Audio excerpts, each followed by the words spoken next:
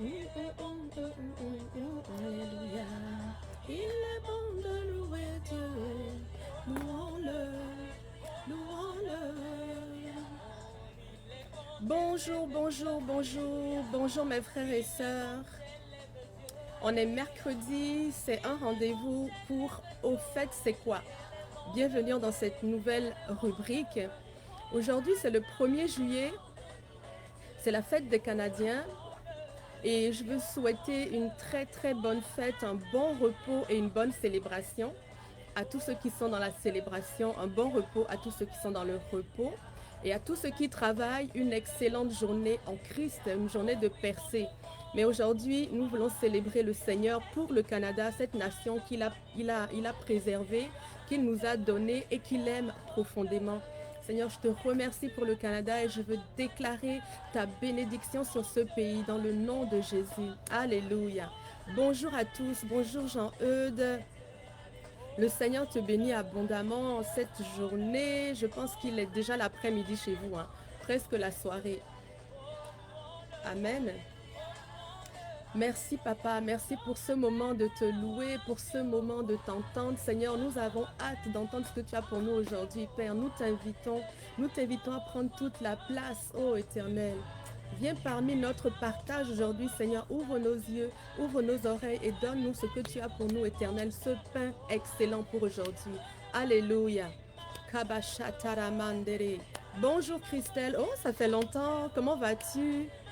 J'espère que tu profites bien de ton été. N'oublie pas l'autorité dans ta main pour régner dans le nom de Jésus. Alléluia. Bonjour Catherine. Bonjour, bonjour. Bonjour mes frères et sœurs. On attend les autres et on va continuer à parler de notre autorité en Christ. Amen. C'est une journée où on veut conquérir. C'est une journée où on veut apprendre, où on veut exercer. On veut prendre tous les territoires que l'Éternel a prévus pour nous. Alléluia. Alléluia. Alléluia. Comment allez-vous mes frères? Ceux qui sont là, vous pouvez m'écrire que je vois au moins ceux qui sont là, avec qui je suis aujourd'hui. Le Seigneur nous bénit tous. Le Seigneur est parmi nous. Et c'est excellent d'avoir le Seigneur avec nous. Moi, j'aime la présence de Dieu et je suis certaine que vous aussi. Amen. Alléluia. Alléluia. Gloire à Dieu. Oh Seigneur, nous chantons Alléluia aujourd'hui parce que tu es merveilleux. Shakabaraba satanaya rebobo shekarenana mama sanderebo shekarerarabasai. Ko sayatanayama. Oh oui papa. Merci Seigneur, merci pour ce que tu nous as donné, merci pour l'autorité. Je vais commencer par rappeler un peu ce qu'on a vu dernièrement. Amen, amen, amen. Lundi, on a commencé à parler de l'autorité retrouvée. On a compris que Jésus, lorsqu'il est venu sur cette terre, nous a ramenés, nous a rachetés. Il a racheté l'autorité qu'Adam avait perdue dans le jardin d'Éden. Et Jésus nous a délégué cette autorité sur la terre. Il nous l'a rendue. Dieu nous l'avait donnée au départ. Satan l'avait récupérée lorsque Adam s'est soumis à sa parole. Le fait qu'Adam ne se soumette pas à la parole de Dieu, mais à la parole de Satan, il a donné l'autorité à Satan sur la terre et Satan est devenu le prince de ce monde. Mais, Dieu avait prévu une solution et le Christ est venu ici, il est mort, il est allé reprendre les clés, il a repris l'autorité et toute domination lui a été donnée. Toutes les principautés, le monde des ténèbres, tout ce qu'il y a sur cette terre également a été soumis au Christ. Donc, lorsque nous avons reçu le Seigneur et que nous sommes devenus le corps de Christ, nous avons récupéré aussi cette autorité. Alléluia. Nous avons la capacité de l'exercer et de voir nos circonstances transformées et changées par la vérité de Dieu. Le Seigneur nous a ramené notre autorité. C'est excellent. Nous avons l'autorité. On n'est plus dans une position où on subit constamment les affres de la vie. Mais on est dans une condition, dans une position où c'est nous qui disposons les circonstances autour de nous. Alléluia. Le Seigneur nous a puissamment équipés pour ça. Gloire à Dieu pour le Seigneur Jésus qui nous a ramenés dans cette dimension. Le Seigneur nous avait dit, domine, remplis, sois fécond. cultive, garde. Dieu nous avait donné que des verbes d'action à l'époque quand il avait créé Adam dans le jardin d'Éden. Et aujourd'hui, on peut se mettre en action. Alléluia, gloire à Dieu. Gloire à Dieu, gloire à toi éternel Dieu. Merci Seigneur Dieu pour cette autorité que tu nous as rendue. Merci parce qu'aujourd'hui nous ne sommes plus dans la position où nous subissons constamment les choses qui nous arrivent. Non papa, à cause de toi, à cause de ton amour, nous sommes assis aujourd'hui là-haut dans les lieux célestes avec le Christ. Mon esprit est assis là-haut. Dans le nom de Jésus, je suis assis dans une position de domination. Tu es assis dans une position de domination. Reste donc dans le repos de Dieu et exerce ton autorité. Alléluia. Hier, mardi, nous avons continué sur le sujet de l'autorité. Nous avons vu le chrétien dans l'offensive.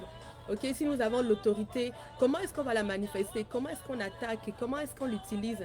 On a commencé à regarder ça hier. On a vu notamment,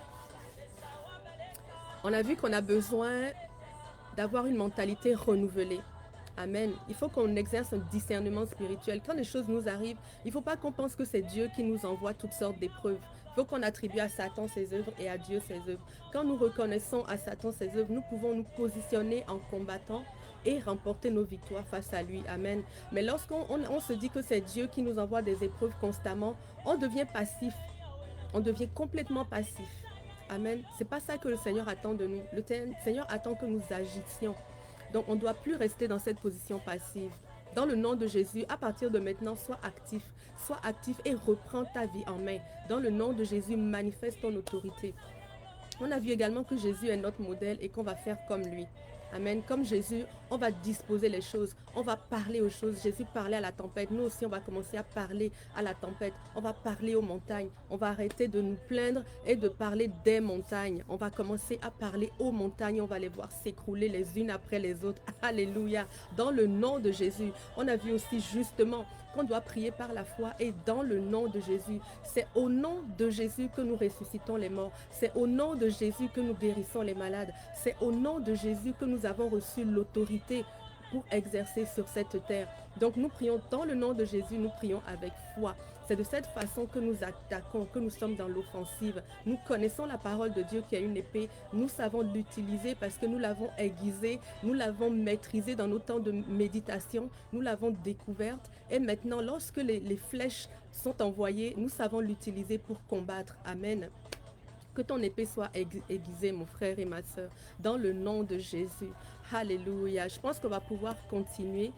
Il est déjà, ouais, je crois que tout le monde est déjà... tous ceux qui doivent être là sont déjà connectés. Par la grâce de Dieu, que les autres continuent à se connecter dans le nom de Jésus.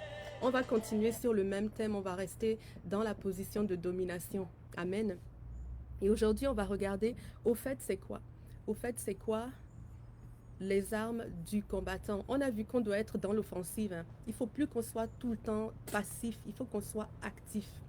Et pour ça, le Seigneur nous a donné des armes que nous allons pouvoir exercer pour acquérir notre victoire. Et ces armes-là sont puissantes. Vous pouvez aller tout de suite dans Éphésiens 6 parce que c'est dans ce chapitre que nous allons lire et recevoir la substance que Dieu a pour nous aujourd'hui. Si vous avez vos Bibles, on peut aller tout de suite dans Éphésiens 6. Amen. Oui, partageons la vidéo, partageons mes frères et sœurs. Il y a des personnes qui ont besoin de savoir que Dieu nous a donné l'autorité. Beaucoup de chrétiens croient qu'ils n'ont aucune autorité. Beaucoup de chrétiens s'attendent à ce que ce soit Dieu qui descende sur son trône pour venir exercer ici une certaine autorité. Mais non, nous avons reçu l'autorité. Jésus nous l'a déléguée et nous pouvons l'exercer. Vous l'avez reçu. Ce que Dieu avait donné à Adam dans le jardin d'Éden, nous l'avons récupéré lorsque nous avons accepté Jésus. Nous sommes passés de la malédiction à la bénédiction, de la mort à la vie. Et en Christ, tout pouvoir nous a été donné. Alléluia. Alléluia. Mon frère, tu es un puissant guerrier. Dieu a dit à Gédéon, puissant guerrier. Gédéon se voyait tout petit, mais Dieu lui a donné un nom. Qui est ton nom aujourd'hui? Puissant guerrier. Quelle que soit la façon dont tu te sens à l'intérieur de toi, tu es un puissant guerrier à cause du Christ. C'est la façon dont l'Éternel te voit et tu dois l'adopter. Amen. Les armes du combattant sont là justement pour nous permettre de remporter des victoires spirituelles. Vous avez vu qu'on combat pas par la chair, on ne combat pas la chair et le sang. Si tu combats ton frère, c'est pas normal. Si tu commences à combattre des personnes, c'est pas normal. Ce n'est pas la chair et le sang que nous combattons. Nous combattons des principautés du monde des ténèbres. Nous combattons dans le monde céleste. Nous combattons dans le surnaturel. C'est pour ça que nous avons besoin des armes de Dieu, des armes spirituelles. Nous ne pouvons pas nous équiper de nos armes à nous. Nous devons nous équiper des armes spirituelles. Vous vous souvenez du combat que David a mené contre Goliath? David n'a pas d'abord remporté son combat avec sa fronde. On a vu dans le naturel la matérialisation de ce que David avait fait dans le surnaturel. David avait pris sa foi et il avait parlé. Il a dit, je viens contre toi au nom de l'Éternel des armées. Et aujourd'hui même, j'aurai ta peau. C'est ce qu'il a dit à Goliath. Et lorsqu'il le disait, il était en train de remporter ses victoires là dans le lieu céleste. Et ensuite, il les a vues manifester dans le naturel. C'est là que ça se passe. Et par ta bouche, par ta foi, par ta position, par ton arme, tu vas pouvoir remporter tous les combats qui se trouvent devant toi. Aie confiance en l'Éternel et en sa parole. Les armes spirituelles nous ont été données. Si on regarde dans Éphésiens 6, on va lire que Dieu nous dit au verset 13, c'est Paul qui s'adresse à nous, 12 et 13, il dit, car nous avons à lutter contre la chair, nous n'avons pas à lutter contre la chair et le sang, mais contre les dominations, les autorités, les princes du monde des ténèbres, contre les esprits méchants dans les lieux célestes. Vous voyez, c'est écrit, c'est pas une invention que j'ai faite, c'est pas contre la chair et le sang. Quand tu vois toutes sortes de choses t'arriver, ce n'est pas à cause des gens, ce n'est pas à cause de ton patron que tu as perdu ton travail, ce n'est pas à cause de ton voisin que tu as été contaminé par la maladie, ce n'est pas à cause, je sais pas, c'est l'ennemi qui est derrière tout ça. Et pour lutter contre l'ennemi, tu dois te positionner en spirituel, en l'homme spirituel. Amen. Donc, déjà, si tu comprends que c'est un combat spirituel, tu vas te vêtir de la façon dont Dieu t'a dit de te vêtir. Nous sommes des soldats spirituels. Amen. Donc, nous devons maintenant porter notre armure. Nous avons été recrutés dans l'armée du Christ. Nous sommes ici-bas, le bras, le pied, la bouche de l'Éternel. Nous avons cette autorité et cette position. Et maintenant, tout comme le policier qui a un habit, il faut d'abord qu'il exerce son autorité pour que les gens lui obéissent. Si le policier n'exerce pas son autorité ou si l'armée n'exerce pas son autorité, elle est belle, mais elle n'est pas efficace. Elle n'a aucune puissance. Donc nous, pareil, on a reçu cette autorité, on a un nouvel habit, on est validé par le Christ, on est puissamment équipé. Maintenant, il faut qu'on revête nos habits de soldats et qu'on aille au combat pour remporter nos victoires. C'est un combat spirituel, mes frères et sœurs. Tous les jours, nous sommes dans le combat spirituel. Et tous les jours, c'est le jour du salut. Tous les jours, le Seigneur nous sauve. Les armes que nous avons reçues nous permettent de résister au diable. Nous nous soumettons à Dieu. Jacques 4,7 nous dit, soumets-toi à Dieu et résiste au diable. Nous devons savoir qui est Dieu, qui est le diable. Lorsque nous reconnaissons le diable, nous devons lui résister. Résiste au diable, c'est ta responsabilité. C'est notre responsabilité de résister au diable. Et nous devons apprendre comment le faire justement. Et ces armes qui sont tant offensives que défensives vont nous permettre de résister au diable. Non seulement de combattre le diable, mais de lui résister une fois que nous avons remporté notre victoire. Regardons ça dans Éphésiens 6, 13. Il est écrit, prenez toutes les armes. C'est pourquoi prenez toutes les armes de Dieu. C'est notre responsabilité. Et ce ne sont pas nous qui avons façonné ces armes. C'est Dieu qui les a façonnées pour nous à cause du combat qu'il connaît. Amen. Nous prenons les armes de Dieu afin de pouvoir résister dans le mauvais jour. Résister, ça revient à nouveau. Soumettons-nous à Dieu, résistons au diable. Que nous résistions dans le mauvais jour, donc le jour de la guerre. Et que nous puissions tenir ferme après avoir tout surmonté. Donc lorsque tu as remporté tes victoires, c'est pas terminé. Satan rôde comme un lion qui est affamé. Il rôde constamment, il est là, il cherche une issue, il cherche une faiblesse, il cherche une fenêtre, il cherche une porte. Donc il faut que tu puisses consolider tes acquis et rester vigilant, éveillé. Ne t'endors pas, un soldat ne dort pas. Un soldat ne dort pas. Amen. Alléluia. Donc, c'est notre responsabilité de porter cette armure. Nous devons revêtir toute l'armure. Il y a des gens qui croient que c'est que dans l'armure que Dieu nous a donnée, qu'il y a des portions de l'armure qui sont moins importantes que d'autres. Donc, on doit d'abord prendre celle-ci, ensuite l'autre. Non, non. C'est toute l'armure que nous devons prendre. Paul dit bien ici, toute l'armure. Ne prends pas une pour négliger l'autre. Il y a six morceaux que nous devons garder. 6 morceaux dont nous devons nous vêtir. Et c'est ce que nous allons voir. Les uns après les autres, nous allons pouvoir les décortiquer. Ok, Éphésiens 6, 14 au verset 17. Tenez donc ferme. Éphésiens 6 du 14 au 17. Oh là là, les chiffres, vous voyez, moi je suis une littéraire. Hein? Éphésiens 6, 14 au 17, on va le lire. Tenez donc ferme, c'est un ordre. Et c'est notre responsabilité. Tenez ferme, ayez à vos reins la ceinture de vérité. Est-ce que vous voyez un soldat debout? La première chose dont Paul nous parle, il dit la ceinture de vérité. Pourquoi la ceinture de vérité? Parce que si on défait ta ceinture, toute ton armure tombe. À l'époque, les soldats romains, lorsqu'ils mettaient leur armure, ils mettaient d'abord des trucs à l'intérieur comme des sous-vêtements, mais en maille, en fer. Ensuite, ils revêtaient une cuirasse, etc. Et pour faire tenir tout ce qu'ils avaient porté, ils mettaient la ceinture en dernier. Donc, c'est la ceinture qui retenait toutes ces choses. Et elle était au niveau des reins. Amen. Et si cette ceinture-là tombe, toute l'armure est tombée et le soldat, il est fragile. Donc, c'est pour ça que la ceinture, là, il ne faut pas la laisser tomber. La ceinture de vérité, c'est celle qui te permet d'éviter les mensonges. Si tu as une vie de mensonges, même on dit les demi-vérités ou les demi-mensonges, je ne sais pas quoi, c'est mensonge pareil. Si tu ne dis pas toute la vérité, tu n'as pas dit toute la vérité. Il faut que nous appelions à marcher dans la vérité. Si par moment je mens, comment est-ce que je vais combattre après le père du mensonge? Je viens d'être comme lui, je viens de prendre son ADN à partir du moment où je mens. Alors si je mens, je ne peux pas combattre celui qui ment. Je suis dans son équipe. Ah, ne mentez pas. Et puis aussi les mensonges que Satan met dans la tête des enfants de Dieu. Souvent aussi ces mensonges-là constituent une façon de défaire la ceinture. Quand on ne comprend pas bien la parole ou qu'on croit par exemple que Dieu nous envoie des... Il y a des chrétiens qui pensent que Dieu nous envoie des maladies pour nous apprendre quelque chose. Il y a des gens, quand ils tombent malades, ils vont dire « Ah, c'est pas grave, hein, j'avais besoin de ce repos, certainement que j'ai besoin de repos, donc Dieu est en train de me mettre à part. » Comment Dieu peut mettre à part son enfant par la maladie? C'est pas normal. Moi, je suis un parent. Il y a plusieurs d'entre vous qui sont des parents. Quand j'ai besoin que mon enfant se repose, vous pensez que je peux lui envoyer un cancer? Ça n'a pas de sens. Ça, c'est un mensonge.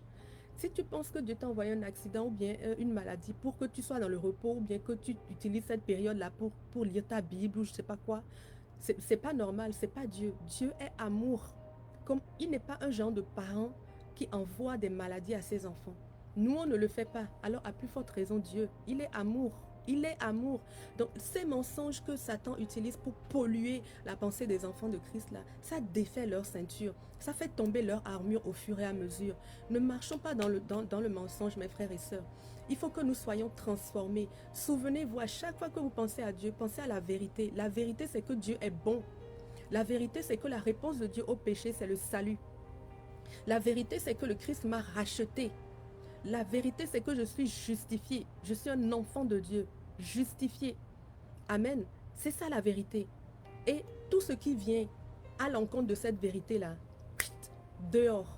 Si vous acceptez ces choses, vous êtes en train de défaire votre ceinture. Amen. Ne marchez pas dans le mensonge. Ne gardez pas le mensonge avec vous. Il m'est arrivé des fois de prier pour des gens qui avaient des maux de dos. Ok? Et le Seigneur me montrait que leur ceinture était défaite. Et la ceinture aussi, elle, en fait, quand elle soutient l'armure comme ça aide le dos. Parce que sinon, c'est le dos qui est obligé aussi de soutenir. Et là, tu as mal. Donc, il faut que la ceinture soit bien serrée. Donc, si tu marches un peu dans le mensonge, ta ceinture est un peu desserrée, etc. Donc, des fois, je priais pour des gens et le Seigneur me montrait des paroles de connaissance dans leur vie où il y avait un mensonge qui était resté.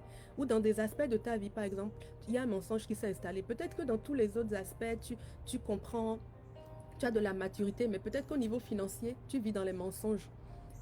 Tu vis des mensonges de Dieu. Peut-être qu'au niveau de ta vie matrimoniale, tu vis des mensonges. Peut-être qu'il y a des fois des endroits où nous vivons un mensonge et c'est des portes ouvertes. Donc le Seigneur me montrait des endroits où il y avait des mensonges. Ou bien il y a des gens aussi qui vivent dans le mensonge. Le mensonge, genre je mens aux autres sur ma condition et etc. Là. Ça aussi, c'est ça qui défait la ceinture. Donc quelle que soit l'origine du mensonge, refusons-le. Marchons toujours dans la vérité. Choisissons de marcher dans la vérité.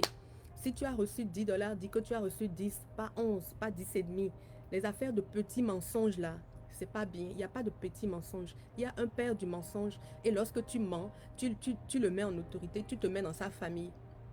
Moi, je ne veux pas être dans la famille de Satan. Amen. Alléluia. Donc la première, c'est la ceinture de vérité. La deuxième, c'est la cuirasse de la justice. La cuirasse, c'est celle qui nous recouvre. Après les sous-vêtements, là, c'est celle est souvent, des fois en cuir ou bien en matériel très, très solide pour résister aux flèches et puis tout le reste là. Donc les cuirasses sont solides. Les cuirasses permettent de protéger les organes vitaux, les reins, le foie, le cœur.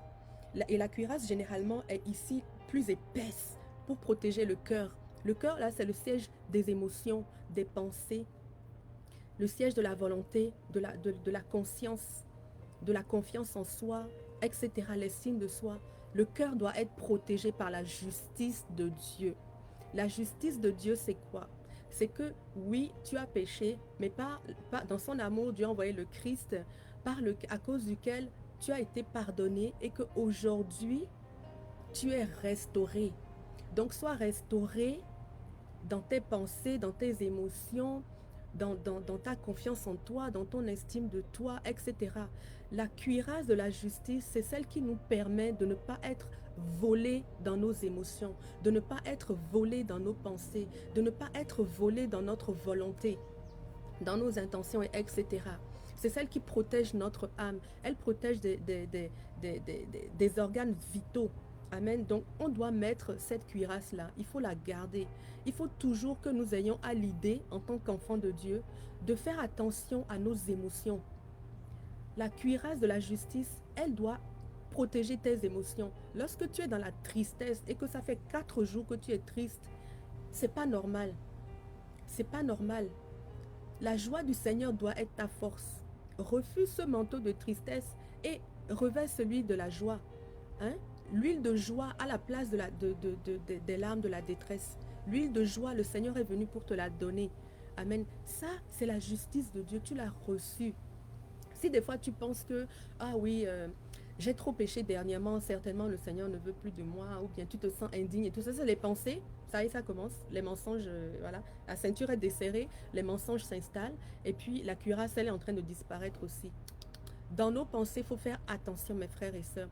La justice de Dieu nous couvre. Elle couvre tes pensées, tes émotions. Et puis réclame à Dieu. Quand tu pries pour toi, réclame la cuirasse de la justice de Dieu. Réclame la cuirasse de la justice de Dieu.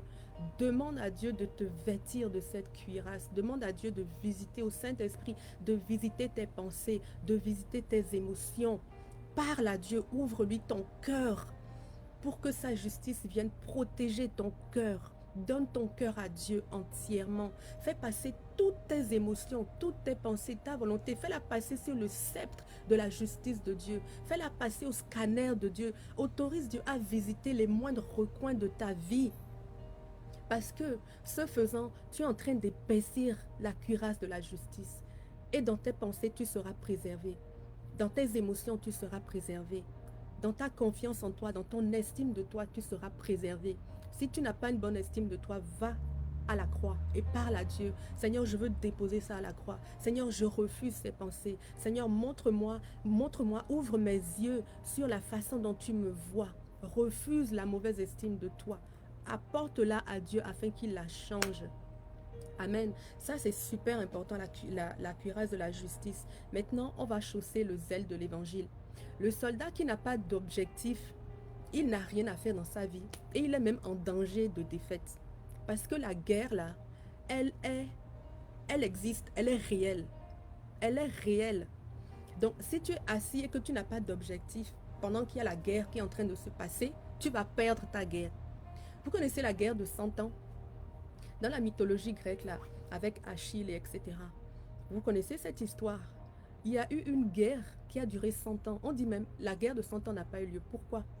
Parce que les soldats, ils n'arrivaient pas à se vaincre. Donc ceux qui sont allés attaquer, à la fin, ils se sont assis. 100 ans, dans 100 ans, tu as le temps de faire des enfants, des petits-enfants, des arrières même petits-enfants, de les voir grandir. Ils se sont assis aux portes de l'ennemi et ils ont commencé à vivre là. Ils ont oublié leur objectif. Et qu'est-ce qui s'est passé? Ben, on leur a envoyé le cheval de Troie et ils sont morts. Donc, il ne faut pas que tu oublies ton objectif. Notre objectif, c'est l'évangile. C'est la bonne nouvelle. Il faut que tu chausses le zèle. C'est-à-dire, le zèle, c'est le contraire de la paresse. Il faut que tu aies l'envie, la hargne, la niaque pour aller annoncer la bonne nouvelle. C'est ça ton objectif. Et c'est là même qu'il y a une guerre. Satan ne veut pas que tu annonces la bonne nouvelle. Satan ne veut pas que ta vie annonce la bonne nouvelle. Satan ne veut pas que ta joie annonce la bonne nouvelle. Il ne veut pas que ton aura annonce la bonne nouvelle. Parce que la réalité, c'est que tu es déjà sauvé. Qu'est-ce qui reste maintenant? Les autres. Le combat, c'est à cause de ça. C'est parce que Jésus t'a donné comme mandat d'aller vers les nations, apporter la bonne nouvelle. C'est ton autorité, c'est ton objectif. C'est ça qui est dit ici. Et donc, tu dois garder ton objectif en tête. C'est une des armes que nous avons, mes frères et sœurs. Nous ne devons pas abandonner notre objectif. Si tu abandonnes ton objectif, tu vas faire comme les soldats qui ont perdu la guerre de 100 ans. Tu vas t'asseoir et tu vas mourir. Amen. Tu vas mourir spirituellement. Tu n'auras pas la vie de Dieu. Tu ne vas pas vivre ce que Dieu a prévu pour toi. Tu vas être complètement éteint. Tu vas laisser éteindre ta flamme. Tu n'as pas perdu ton salut, hein. Mais ta flamme va être éteinte. Ne perds pas ton objectif. Tu restes un soldat, mais tu marches dans la défaite. Pourquoi est-ce que tu marches dans la défaite? Réveille-toi. On est dans un combat. Il faut que tu te lèves et que tu reprennes ton objectif. Amen. C'est important. Quand vous êtes au travail, quand vous êtes à l'épicerie, quoi que ce soit que le Seigneur vous a appelé à faire dans votre vie, n'oubliez pas que vous êtes là pour témoigner de Christ. Témoigner, ça ne veut pas dire crier aux autres, oui, repentez-vous, car le royaume de Dieu est proche, vous irez en enfer si vous ne vous... C'est pas ça. C'est par ton témoignage. Tu recevras une puissance et tu seras le témoin. Le témoignage commence par ton attitude. Comment est-ce que tu te présentes? Est-ce que tu marches toujours la tête baissée comme ça, avec des haillons, tout sale, tout moisi? Ça en quoi est-ce que ça témoigne de Christ? Ton attitude, est-ce que tu es tout le temps méchant, tout le temps de mauvaise humeur, tout le temps? Ton attitude témoigne de Christ et elle témoigne positivement ou négativement. Donc ça, c'est les premières choses. Comment est-ce que tu es avec les gens, hein? Comment est-ce que ta lumière est-elle allumée? Tout ça, c'est une façon d'apporter la bonne nouvelle. Ton attitude prêche déjà la bonne nouvelle. Elle parle la bonne nouvelle. Ensuite, il y a ce que tu donnes aux autres lorsque les gens ont des problèmes. Comment est-ce que tu les conseilles? Sur la base de la parole ou de ce que tu penses qui va leur faire du bien? C'est une façon de témoigner de Christ. Comment est-ce que tu abordes les autres quand ils ont des difficultés? Qu'est-ce que tu leur donnes comme conseil? Fais attention à ça. Souviens-toi constamment que ton objectif, c'est le royaume de Dieu. Ton objectif, c'est l'annonce de la bonne nouvelle. Donc ça, mes frères, il faut qu'on soit zélés. Il faut qu'on soit zélés. C'est une de nos armes. Si on s'endort, l'ennemi va gagner la guerre. Donc c'est une de nos armes. Alors maintenant, on va parler du bouclier de la foi. À partir du moment où tu es éveillé, que tu ne marches pas dans le mensonge, que tu sais que Dieu t'a justifié, que tu es fort dans tes émotions, que tu es fort dans ta connaissance, etc. Et que tu sais que tu dois aller porter la bonne nouvelle, tu es positionné. Qu'est-ce qui va se passer?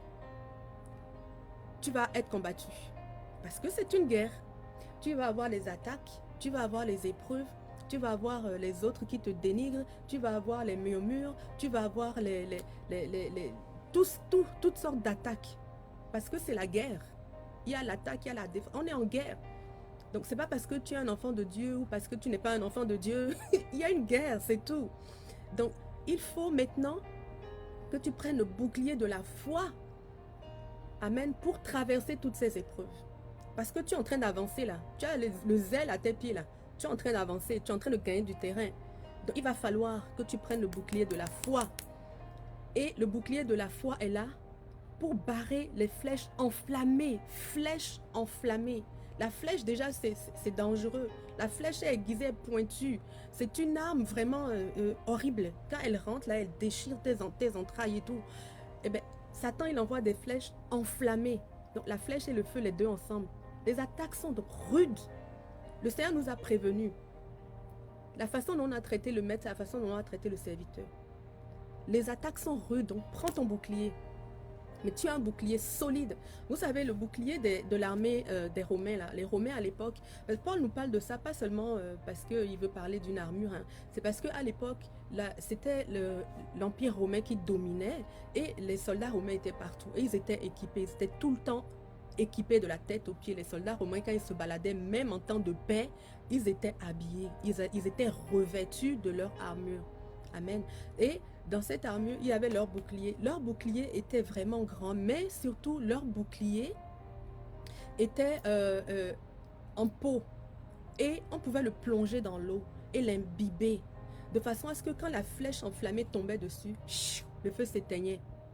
Donc ton bouclier est puissant, il est super bien conçu, mais il va falloir que tu le brandisses. N'aie pas peur, il y a de l'eau dessus, l'esprit est là, ne t'inquiète pas. Il y a l'eau là, les flèches enflammées elles vont s'éteindre, mais brandis ton bouclier. Il faut toujours que nous ayons la foi.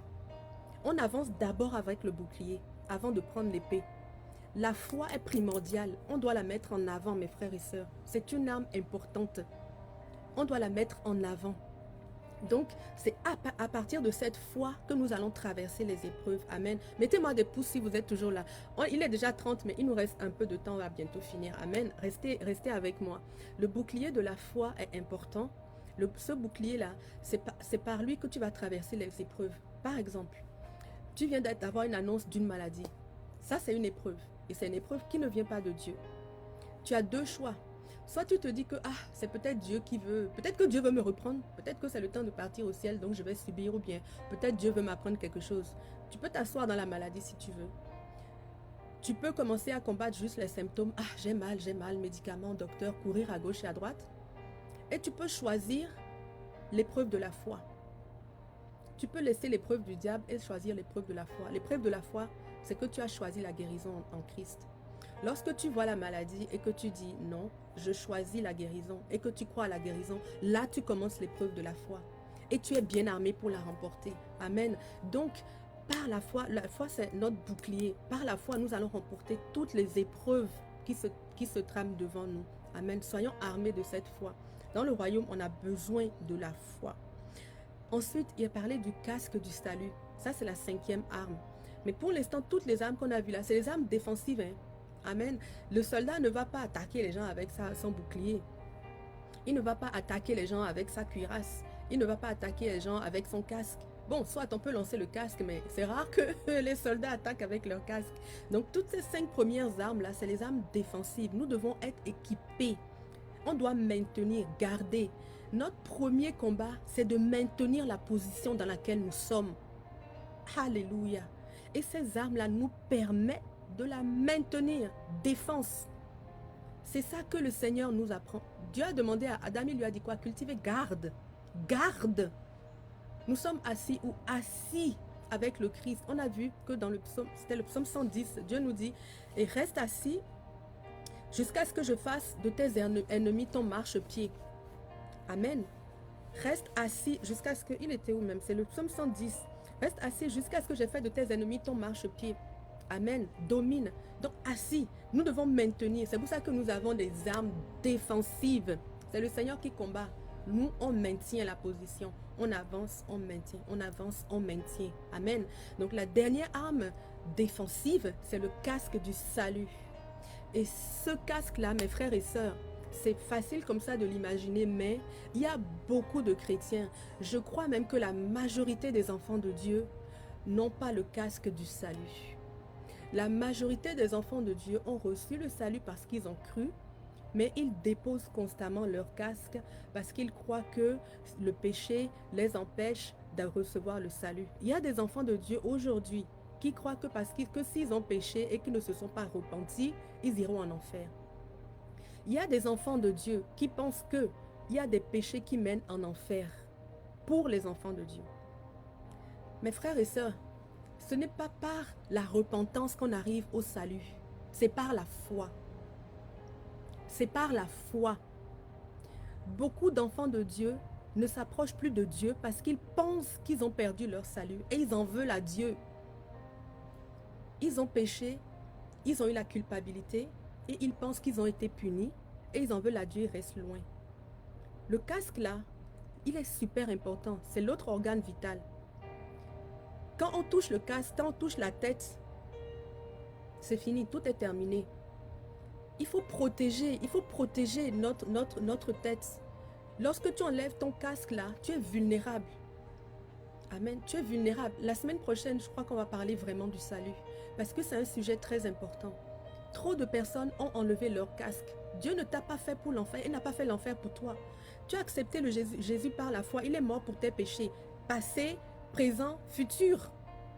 Pourquoi tu penses que les péchés futurs, Jésus ne les a pas couverts? Il était mort avant même que tu ne naisses. Il était mort, il était déjà mort pour toi avant que tu ne naisses. Et c'est aujourd'hui qu'il est déjà mort, qu'il va te refuser. Il a déjà tout payé. Ça n'a pas de sens, mes frères, sortez de là. On est tous pécheurs. La Bible dit, tous sont péchés et puis sont privés de la gloire de Dieu. À ce titre-là, tous. Le plus grand pasteur que tu imagines, lui aussi, il a péché.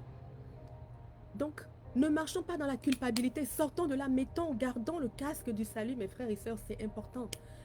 Le salut, on ne le perd pas. Dieu ne se repent pas de ses dons. Quand tu as reçu le salut par la foi, c'est aussi par la foi que tu peux l'abandonner. Si tu crois que tu n'as plus le salut et que tu renonces, là, Jésus ne va pas remourir une deuxième fois. Le salut, Dieu nous l'a donné. On ne peut pas le perdre, mais on peut y renoncer. Tu peux choisir qu'à partir d'aujourd'hui, papa, ton salut que tu as donné là, écoute, moi, ça ne me tente pas. J'ai envie de faire autre chose, je passe à côté. Là, il n'y a pas le feu. Tu peux renoncer. Mais tu ne perds pas le salut, il ne dépend pas de toi, il dépend de Dieu. Et ce que Dieu t'a donné là, hein, il ne reprend pas. On a vu il y a 2 jours que Dieu a mis sa parole, il est soumis à sa parole. Jésus a dit, Dieu, si tu crois dans ton cœur et que tu confesses de ta bouche, tu es sauvé. Est-ce que Dieu va défaire cette parole? Est-ce qu'il a rajouté la repentance dessus? Si tu crois dans ton cœur et que tu confesses de ta bouche et que tu es repentant, ne fragilisez pas votre vie, mes frères et sœurs. Ne marchez pas en laissant à l'ennemi tout ce dont il a besoin pour vous achever. Lorsqu'on coupe la tête d'un soldat, quelle que soit l'armure qu'il avait, il meurt.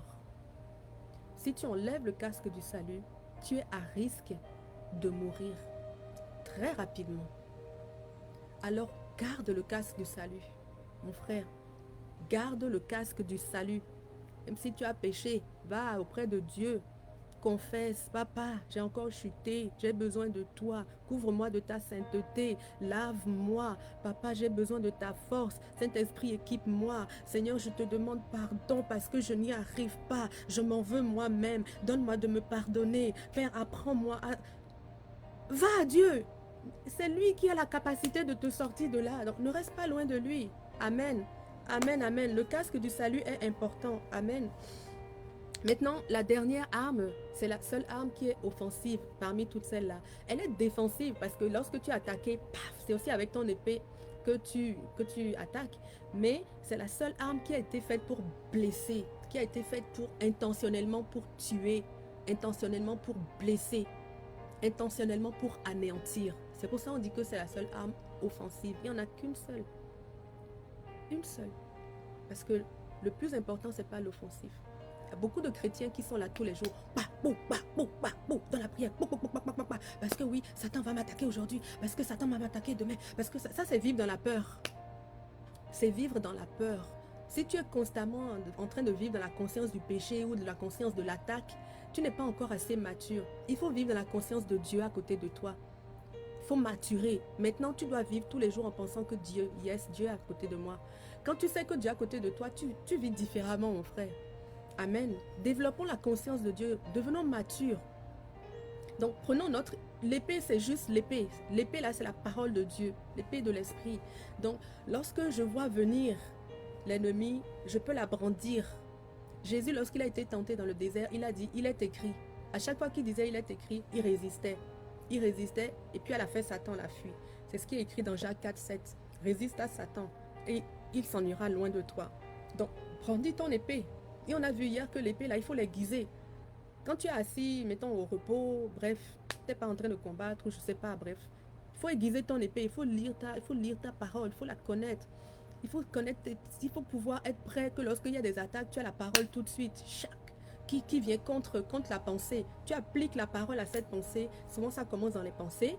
Tu appliques la parole à cette pensée et puis ça y est, tu y vas. Tu viens de remporter ton combat. Mais si tu ne connais pas la parole, tu ne connais pas la volonté de Dieu pour toi, tu ne connais pas qui tu es, ton identité, tu ne connais pas les promesses de Dieu, etc.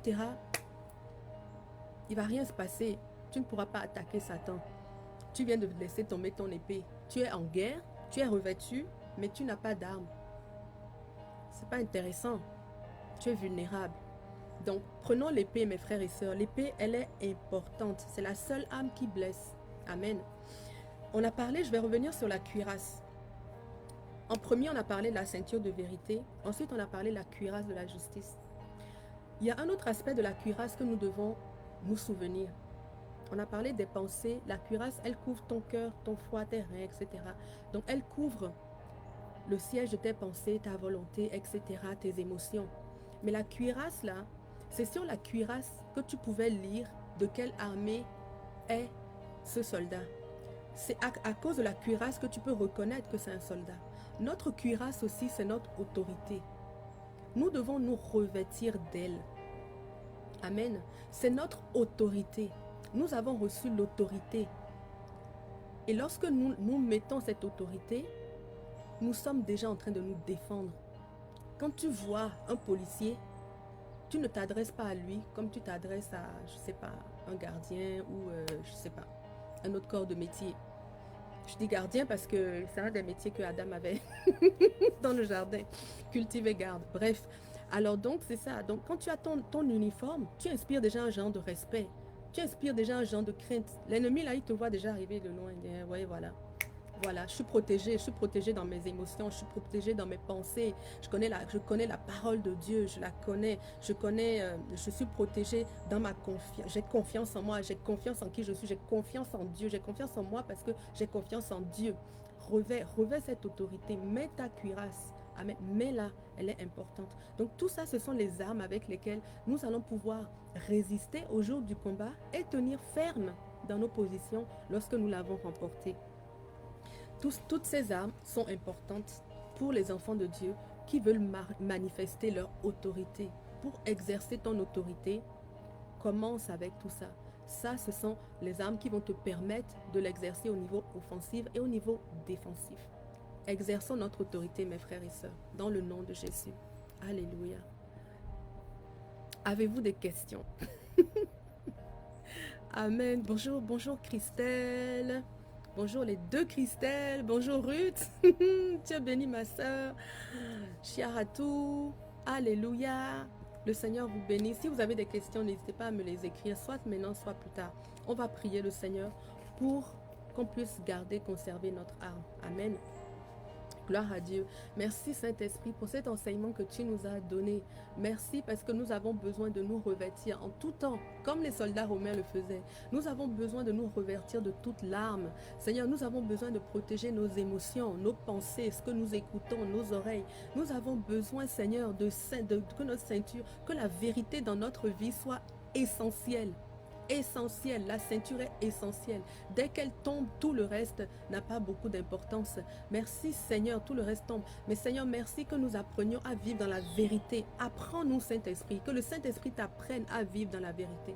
Que ta ceinture soit toujours bien attachée. Alléluia. Seigneur, permets-nous de manifester toutes les armes que tu nous as données là, de pouvoir nous en revêtir. Permets-nous de nous revêtir du zèle de l'évangile, que nous ne perdions jamais de vue notre objectif. Ne perds jamais de vue l'objectif. Partout où tu vas, que ce soit à l'église, magasin, dehors, au sport, etc., au travail, que tu saches toujours que tu as un mandat, tu as un objectif. Le Seigneur t'a dit de prier pour lui, de témoigner pour lui, d'aller vers des autres et d'amener la lumière, d'aller apporter la bonne nouvelle. Merci Saint-Esprit parce qu'à partir d'aujourd'hui, nous n'oublierons plus notre mandat. Nous chaussons le zèle pour l'évangile de Jésus. Et nous avançons pour nous gagnons du territoire pour le royaume. Seigneur, nous revêtons le bouclier de la foi. Nous manifestons cette foi en tout temps. Le bouclier est toujours avec nous, Seigneur. Il est toujours levé, Seigneur Dieu. Nous avons notre foi est solide. Saint-Esprit, viens nous donner de grandir, de maturer dans la foi. Que notre foi devienne encore plus solide. Donne-nous la foi de Dieu. Montre-nous comment la faire grandir, Saint-Esprit. Que le Saint-Esprit t'emmène dans une nouvelle dimension de manifestation de ta foi dans le nom de Jésus. Qu'à partir d'aujourd'hui, tu ne t'en défasses plus jamais dans le nom de Jésus. Que ton bouclier soit huilé, que ton bouclier soit plongé dans l'eau, que ton bouclier soit préparé parce que les flèches enflammées vont arriver et tu pourras les retenir, tu pourras être protégé lorsqu'elles arriveront dans le nom de Jésus. Seigneur, nous te prions pour le casque du salut. Père, je veux te prier pour chacun des enfants de Dieu ici, ceux qui ont cru que tu pouvais reprendre le salut que tu nous as donné. Seigneur, viens les visiter et révèle-les, papa, que tu ne te repens pas de tes dons. Seigneur, je veux prier pour l'assurance du salut dans la vie de tous les croyants, pour l'assurance du salut, que ce casque, Seigneur, soit maintenu sur notre tête. Non, je ne doute pas. Non, je n'ai pas peur. Je sais que le Seigneur m'a garanti la vie éternelle et ça commence aujourd'hui. Je marche dans mon éternité. Tu marches dans ton éternité. Le Christ a dit que même si tu mourais, tu ne serais pas mort, tu gagnerais la vie. Alors la mort n'est pas un frein. Est-ce que le péché peut être un frein? La mort n'est pas un frein.